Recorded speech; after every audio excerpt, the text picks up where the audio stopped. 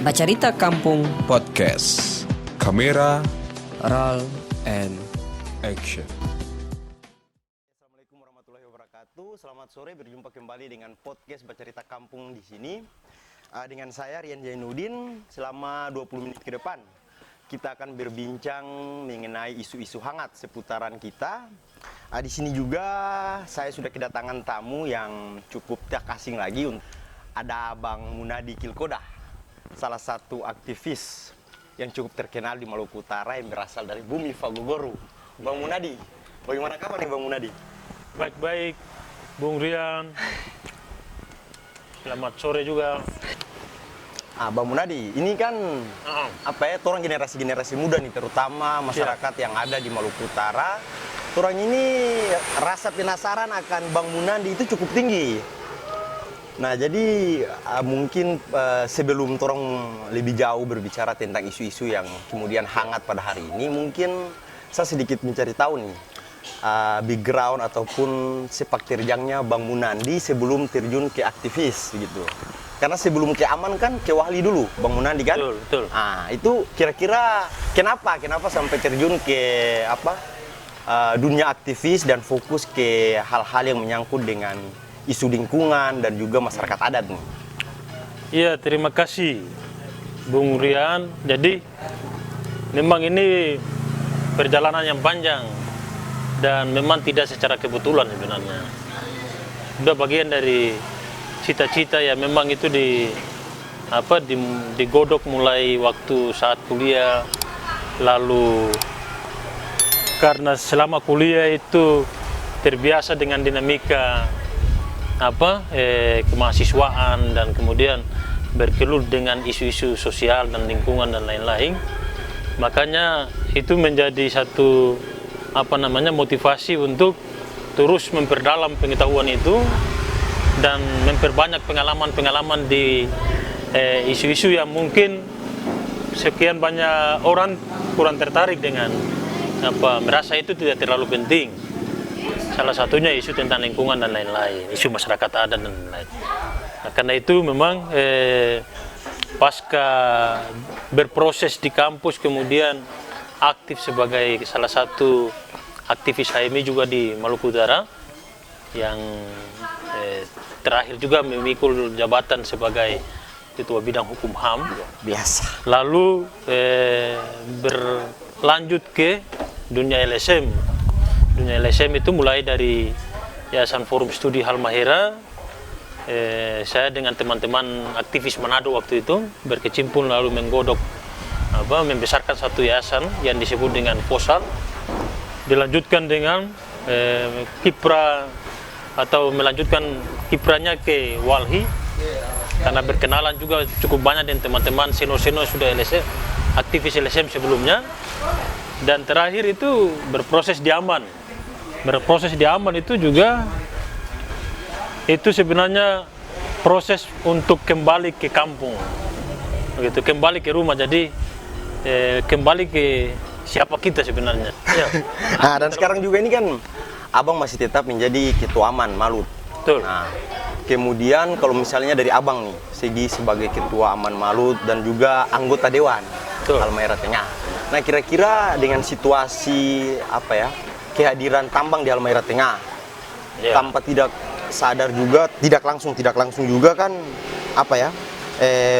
suku Sawai ini dorang terancam baik secara dorang budaya dan juga lingkungan sekitarnya.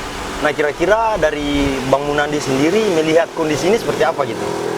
Sebenarnya kan ini sudah cukup lama saya dan teman-teman memantau ancaman yang akan muncul ketika industri tambang ini dibiarkan beroperasi bukan cuma di Halmahera Tengah tapi di Maluku Utara secara keseluruhan. Bahkan potensi ancaman itu sebenarnya sudah disampaikan ke pemerintah secara langsung maupun kepada publik bahwa kalau ini terus dibiarkan melakukan kegiatan secara masif, maka satu kelak kita akan menghadapi masalah yang akan rumit, baik berkaitan dengan lingkungan, Tapi yang lebih resiko yang paling besar adalah ancaman terhadap hilang ruang hidupnya masyarakat, dan itu bukan baru pertama kali terjadi. Weda Bayi itu zaman sebelum IBIP ada, ya sebelumnya itu ada Weda Bayi, kemudian ada Antam dan lain-lain. Kami cukup detail menjelaskan itu ke publik. Bahkan ada beberapa teman kami yang melakukan riset dan menemukan gambaran tentang potensi ancaman itu.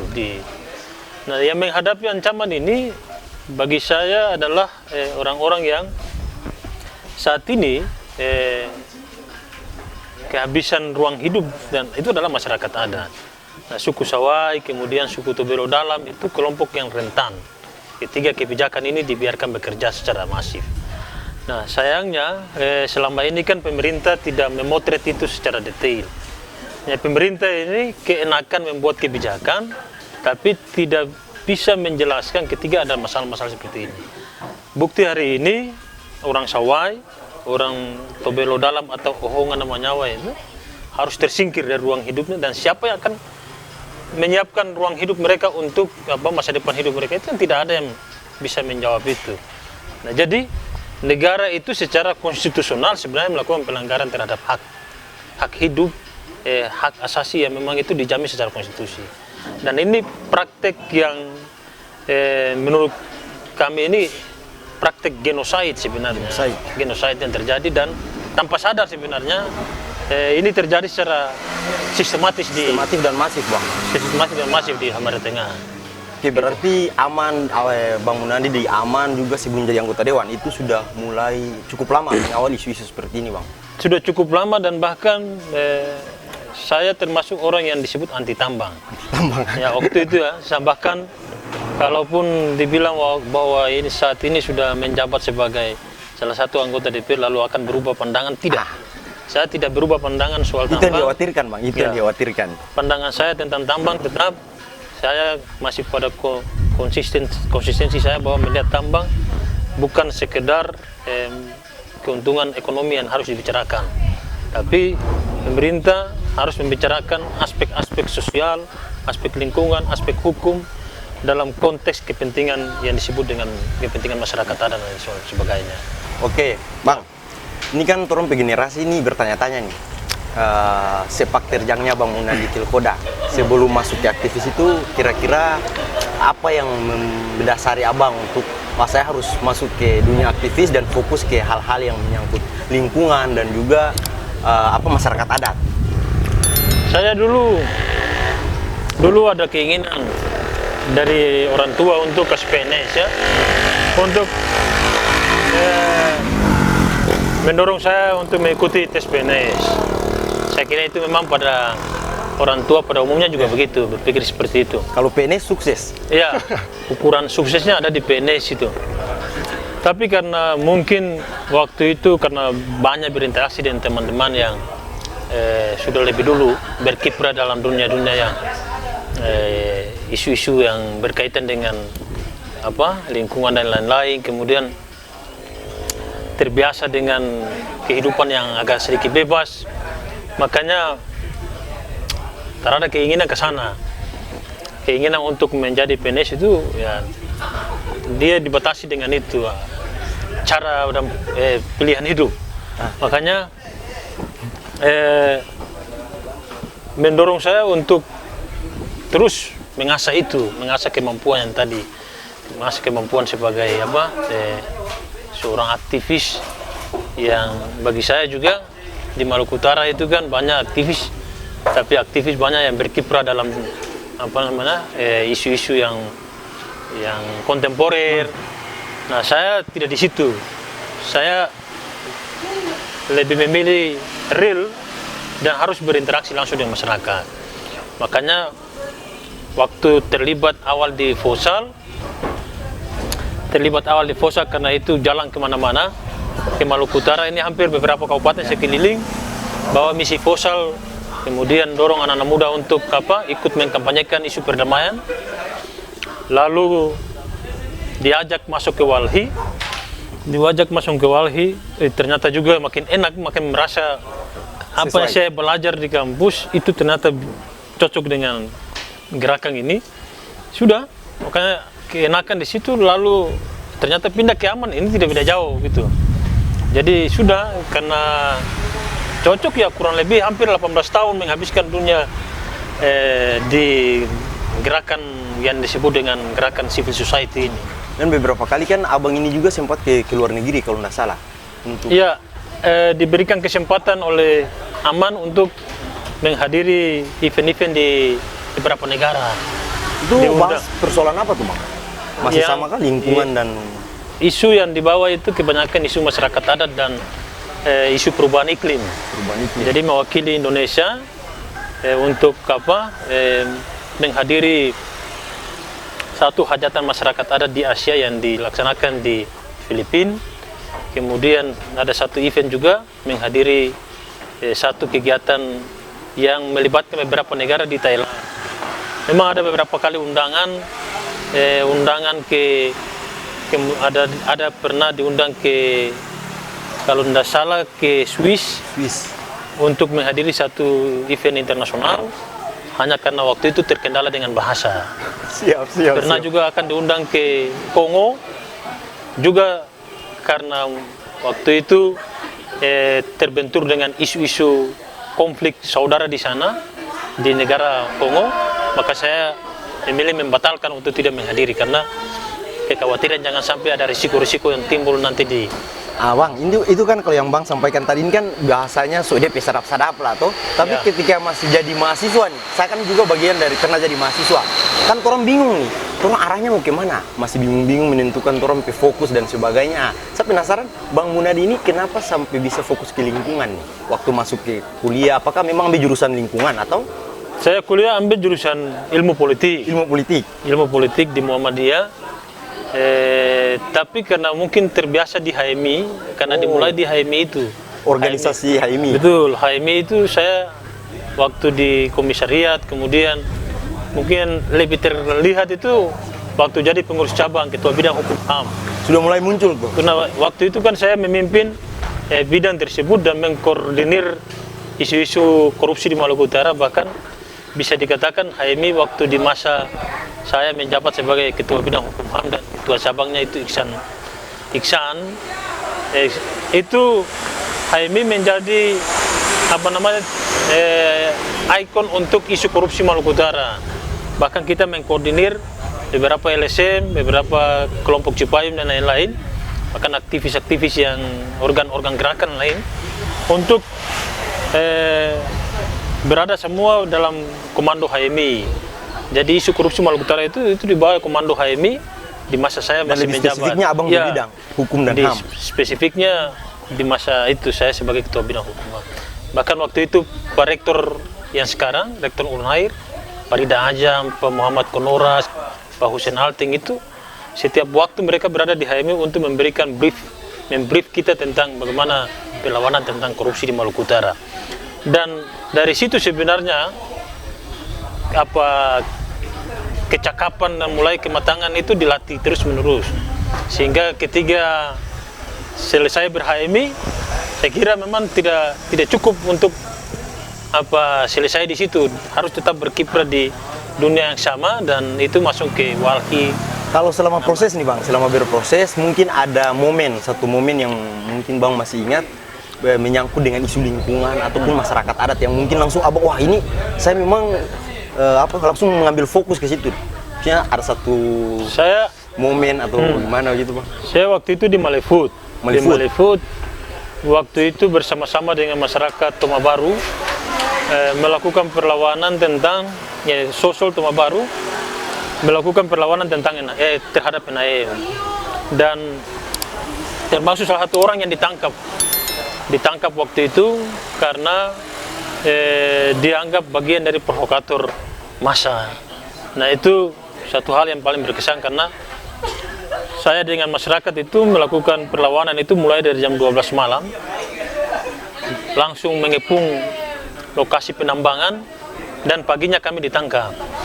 Dan yang terlibat dalam perjuangan itu ada ibu-ibu, orang-orang tua yang memang itu militansi mereka cukup luar biasa, dan yang diperjuangkan itu cuma adalah NHM harus menghargai mereka sebagai suku Pagu di situ. Nah, ini proses yang sebenarnya perlawanan sudah cukup lama. Orang Pagu melakukan perlawanan itu. Dan mungkin saya itu berada di bagian dari orang-orang yang ikut terlibat hanya bukan di pertama dalam mengorganisir mereka. Karena sebelum itu juga teman-teman Walhi juga sudah mengorganisir lebih dulu. Kemudian ada LML juga sudah mengorganisir mereka lebih dulu. Jadi itu yang membuat saya berkesan karena memang orang-orang ini bangkit melakukan perlawanan terhadap ancaman yang itu akan mengancam keselamatan hidup mereka. Gitu. Oke Bang, kalau misalkan Abang kan sekarang masih Ketua Aman nih. Abang Ketua Aman terpilih itu dari sejak kapan Bang? Saya sudah 3 kali. 3 kali menjabat? 3 periode lah? Ya. 3 periode? Sudah 3 kali. Pertama itu bukan terpilih dalam muswil, tapi diberikan mandat. Diberikan mandat langsung dari PB untuk membantu ketua BPH, ketua wilayah yang lama.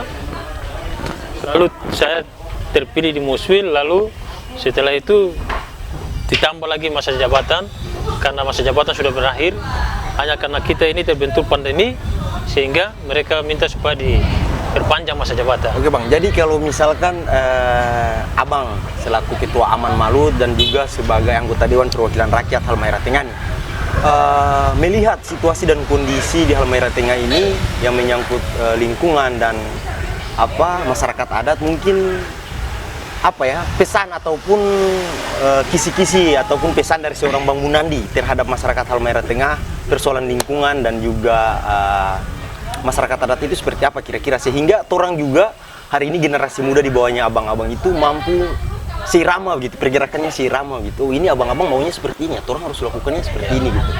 Bagi saya ini kan masyarakat Halmahera Tengah ini harus memperjuangkan ruang hidupnya, itu harus. Kenapa perjuangan atas ruang hidup atau wilayah adat ini harus dilakukan? Karena kan kita punya contoh bagaimana ruang hidup itu hilang, dan itu ketika hilang kita tidak bisa buat apa-apa.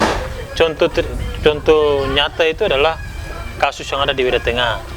Nah, karena itu kejadian ini harus jadi pelajaran untuk wilayah lain yang ada di Halmahera Tengah, bahwa ruang hidup itu menjadi penting karena tanpa itu kita pasti tidak tahu akan mau bikin apa. Saya cerita ini karena orang Sawai, orang Gamaf dan lain-lain, ketika wilayah itu dikuasai habis oleh IWIP, mereka tidak tahu mau bikin apa. Untuk kawasan perkebunan, kawasan pemukiman juga habis. Nah, habis dijual Bang? Habis dalam penguasaan, apakah dijual ke, dikuasai ke. Nah, kalau itu sudah selesai, orang-orang ini satu waktu itu pasti akan migrasi ke tempat lain untuk bisa survive, untuk mempertahankan hidupnya. Nah, karena itu di Halmahera Tengah ini kegagalan kita mempertahankan ruang hidup di wilayah Sawai ini tidak boleh terjadi lagi di tempat lain. Nah, Aman, saya bahkan secara pribadi juga terus mengkampanyekan ini. Kita melakukan pemetaan di beberapa lokasi dan berharap peta wilayah adat yang diperjuangkan oleh masyarakat adat ini mendapat pengakuan dari negara. Nah, itu konteks kepentingan untuk mempertahankan ruang hidup. Termasuk dalam artian bahwa pemerintah memiliki tanggung jawab untuk mengakui keberadaan wilayah-wilayah adat yang diperjuangkan oleh masyarakat adat ini. Bagi saya begini, jadi budaya kita, tradisi kita, masa depan kita itu hanya bisa kita bangun kalau kita itu berdaulat di atas tanah kita ini. Cocok. Tanpa kita berdaulat, kita tidak bisa mempraktikkan tradisi kita seperti apa, hukum kita tidak bisa mempraktikkan. Nah, karena itu harga mati sebenarnya masyarakat Halteng ini di tengah arus investasi yang dituntas. Ruang hidupnya harus terlindungi. Kita harus mempertahankan ruang hidup kita yang berkelanjutan ya Bang? Ya, wilayahnya harus tetap dipertahankan. Jangan sampai kemudian dikuasai oleh investor dan lain-lain. Artinya begini, di Aman itu ada satu simbol, petakan wilayahmu sebelum dipetakan orang lain. Cocok. Kalau wilayah adat kita tidak petakan, kita tidak perjuangkan, Jangan heran kalau perusahaan datang, dia akan melakukan pemetaan atas wilayah itu, tapi itu untuk kepentingan dia, bukan untuk kepentingan kita. Dan kalau sudah dikuasai oleh perusahaan, suka dan tidak suka, kita akan berada dalam posisi yang terancam. Nah, itu yang tidak boleh terjadi dan diharamkan bagi kami di Aman, itu dibiarkan terus-menerus terjadi.